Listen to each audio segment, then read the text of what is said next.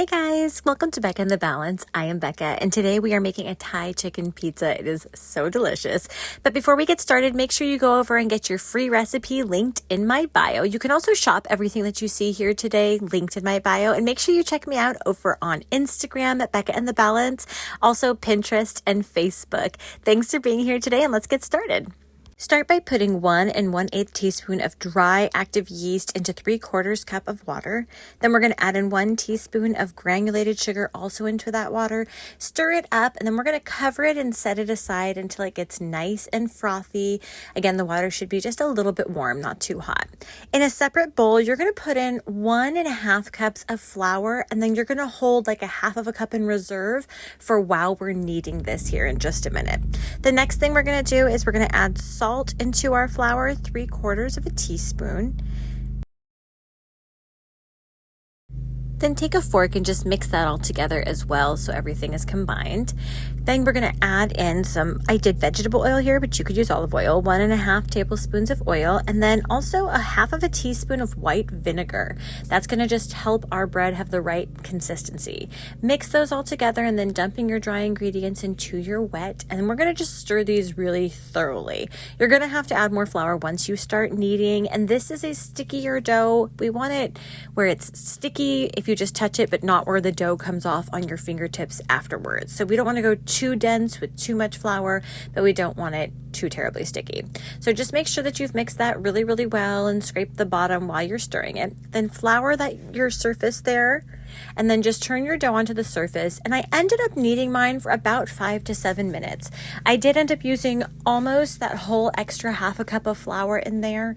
And you're just going to mix it a little bit, and you'll feel it as you turn it over and as you knead. You'll feel which parts are still way too sticky. It needs to be a dough that you can pick up and handle that isn't just terribly sticky, but again, not too dense and covered in flour. So somewhere in the middle. And then once you have that, you're going to have a greased bowl ready to go for this. And then you are going to put this dough upside down in the greased bowl. Just like that. Turning it once, and then you're going to cover it and set it aside, and you're going to let it rise for about an hour. Now we get to make the sauce, which is honestly my favorite part of this entire thing. It's 3 tablespoons of peanut butter. I'm using smooth here, but you could definitely use chunky, especially since I'm adding nuts later. You can just cut out the middleman and just do chunky. Then it's 2 teaspoons of rice vinegar, and then 2 teaspoons of soy sauce.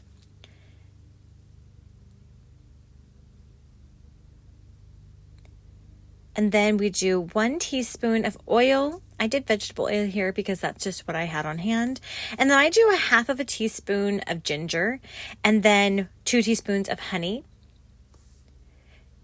And then we have the sesame oil. We just do a 1/2 teaspoon. I don't know if you've ever used sesame oil, but it's pretty strong. And then I did 2 tablespoons of water. So because you're mixing in oil and a bunch of other things, it takes a minute to mix. If you had an immersion blender, it probably wouldn't take quite as long.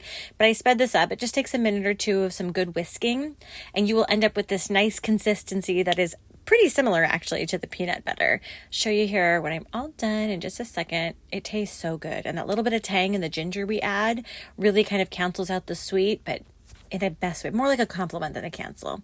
And then we did some chopped green onions, and I did 1/4 of a white onion here. I actually really, really like it with red onion.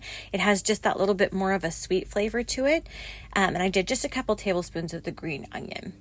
And then I did 1 full carrot, and you're just going to shred that up really well.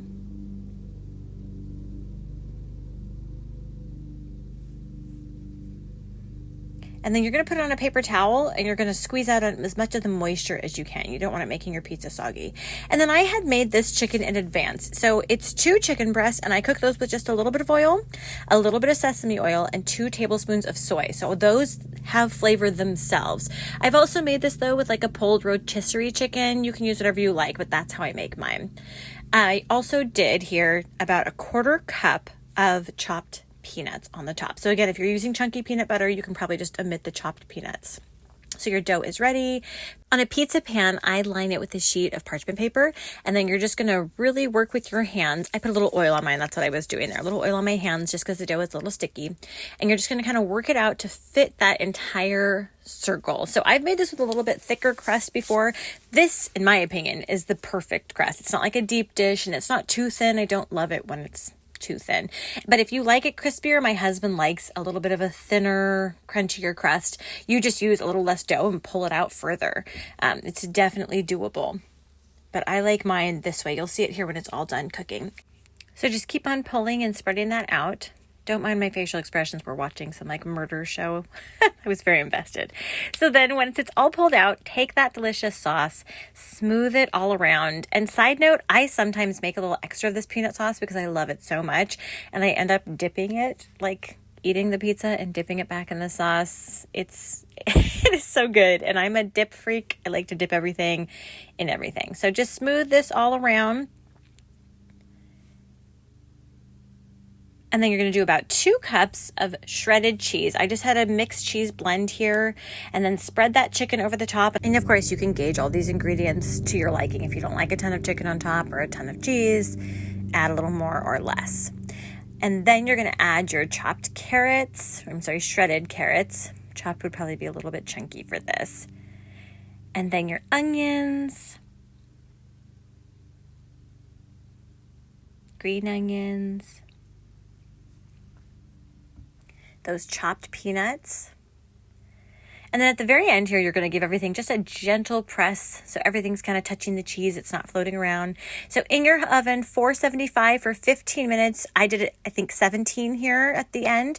The peanut sauce does turn a little bit browner like you see there, but it is not overcooked. You'll see the bottom here when I lift it up in a minute. It is so delicious. It is so wildly satisfying.